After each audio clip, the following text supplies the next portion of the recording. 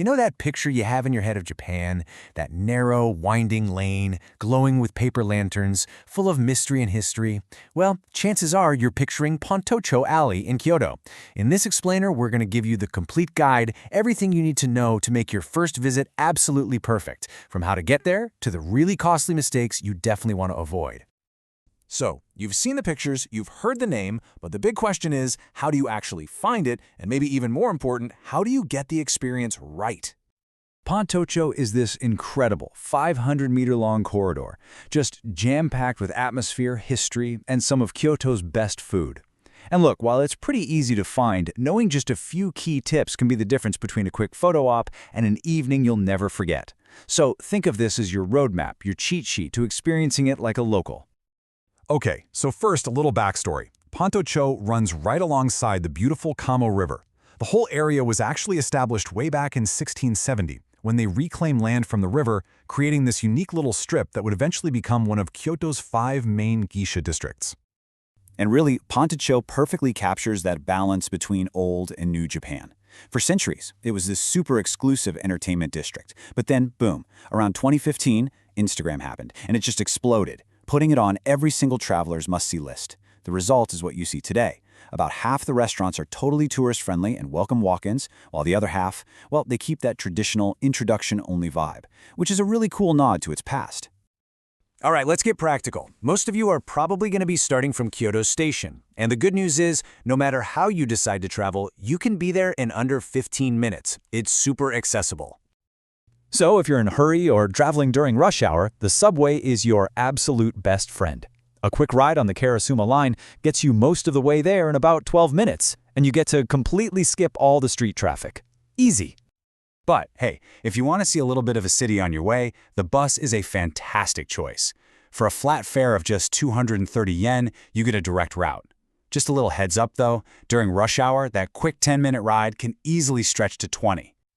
So here are all your options, side by side. The trade-offs are pretty clear, right? You take the subway for speed, the bus for some sightseeing on a budget, you can walk if you've got the time and energy, or just grab a taxi when comfort is what you need, especially if you're with a group. You can just pick whatever fits your plan for the day. Now, before we even leave the station, let's cover 2 quick tips that are going to save you time and money, not just for Pontocho, but for your entire trip in Kyoto.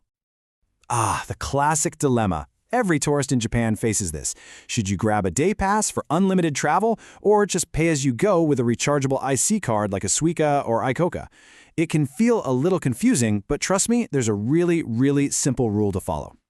Here it is, the simple rule of thumb. The break-even point is 5 rides. If you know your itinerary has 5 or more bus or subway trips in a single day, then that 1,100 yen day pass is a total bargain.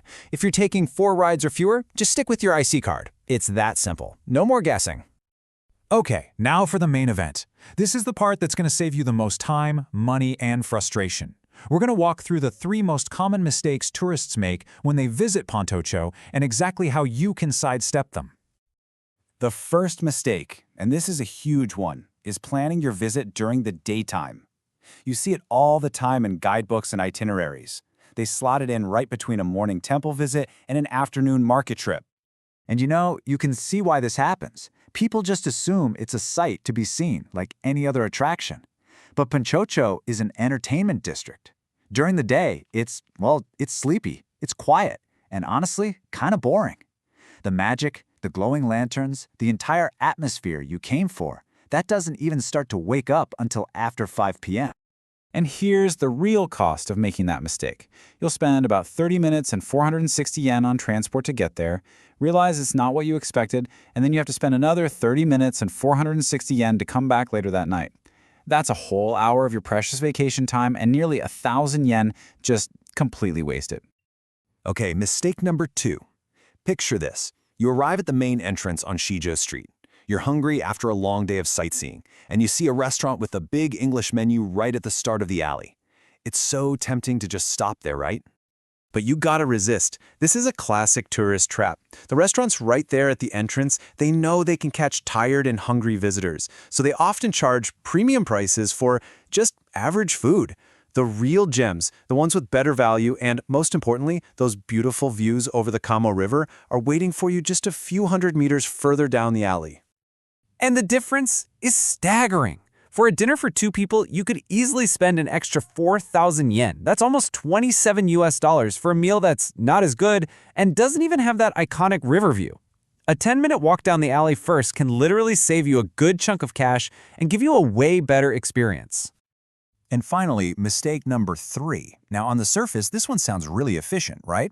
Visit Pontocho on your way from the station to your hotel, or maybe on your way out of town. Why not just bring your suitcase with you? Here's why it's a total disaster. The alley is incredibly narrow, only about 3 meters wide in some spots. You'll constantly be blocking people. But more importantly, the restaurants are traditional, tiny little places. There's absolutely zero space for luggage. You will, without a doubt, be politely turned away at the door. Guaranteed. Just think about the math here for a second. Trying to save 400 yen on a coin locker ends up costing you 90 minutes and an extra 460 yen in transport when you're forced to go all the way back. You literally spend more to save less. It makes no sense. Just use the locker. So now that we know what to avoid, let's put it all together. How do you actually craft the perfect evening in and around Pontocho? Here you go. A simple, perfect game plan.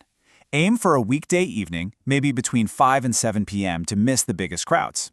If you're visiting between May and September, you have to prioritize dining on a kawayuka. Those are the temporary wooden platforms they build right over the Kamo River. It is an unforgettable experience. Before dinner, you can check out the nearby Nishiki food market, and afterward, a little stroll through the Gion district at dusk is just the perfect way to end the night. And that really brings us to our final thought. You see, getting to Pontocho is easy. The real challenge and the real reward is in how you choose to experience it. It's so easy to treat it like a checklist item. Walk down, snap a photo, and leave. But the magic happens when you slow down, when you find a little restaurant, sit down, and just spend a couple of hours soaking in the atmosphere. The biggest mistake isn't about transportation or timing. It's about rushing an experience that's really meant to be savored. Thanks for watching.